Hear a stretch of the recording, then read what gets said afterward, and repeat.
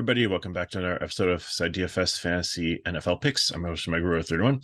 Going to cover the Monday Night Football slate for this evening. Decent game, but before we get to that, just a quick ad here. If you go to the description of the video, we can get into the link to the website for FSI DFS. We will be running a special for hockey, which will be kicking off or tipping off or facing off or whatever you want to say about it for first 3 days. McKinley is going to open up the room for free. So the daily for the first 3 days will be free. So you can go and sign up for that and get free coverage for those days. Got some cool new tools. He's been working a lot, pretty hard on it. So ready for that. And Major League Baseball is still free also for the postseason. So getting to tonight's game, and if you watch the week 5 video, actually the cash core scored over like 200 points.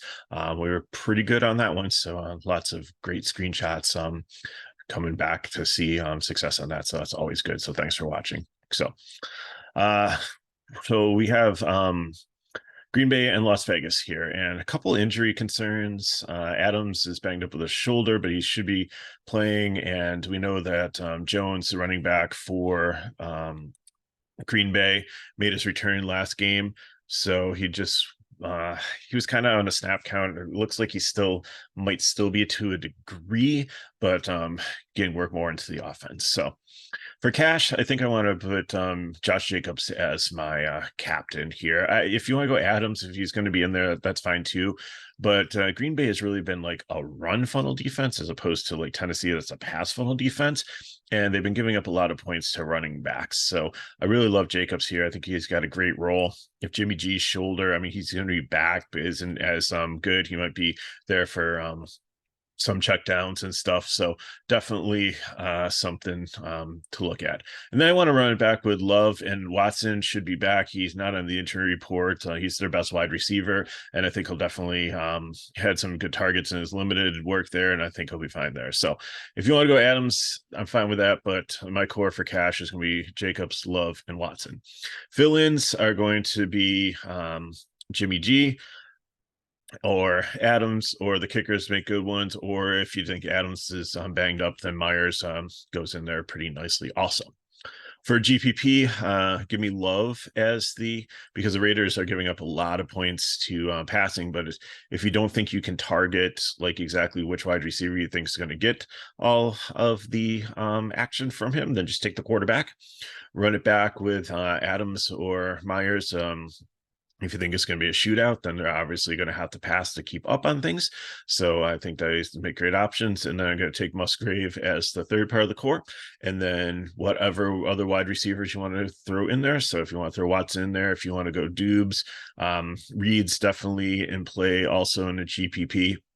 And as a punt, if you want to drop down the Wicks. But the running back situation, I think, is really, really hard. So, I mean, if you can nail that, that might be the key to the slate between Jones and Dillon. So I think I'm just going to look like more passing there. And even if you want to run it back with like Jacobs, because if you think they can keep competitive just by putting points on the ground, and then Green Bay is just going to be throwing the ball a lot, then that works out in the green script also.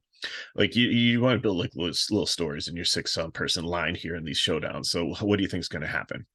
The contrarian one is to put like Myers, and Jimmy G, especially if Adam is out there. Maybe he's not effective. Maybe he's just getting cardio, running routes, not catching balls, but Myers is doing all the work, and Jimmy G is the one, and he catches like 2 touchdowns. And then run it back with Dubes if you think everybody's going to go with Watson, and then build on the rest from there. For the cheap captain one, Hooper is not very expensive at all. Austin Hooper is a great one and opens up. You can pretty much play anything else you want with it, mixing and matching in there. And that works out really well. It leaves you like 9,300 left on average for the rest of your players. If you don't think that Jimmy G is going to make it through, then O'Connell, playing him in line, playing him in captain, I'd only do it like on 25, 50 cents or $1. But just in case, I think Love will be fine, but Clifford's the backup for Green Bay. So that's kind of where I'm going. Like I said, GPP fill-ins, if you can nail the running backs, Dubes. Actually, I should probably put Reed on the list also.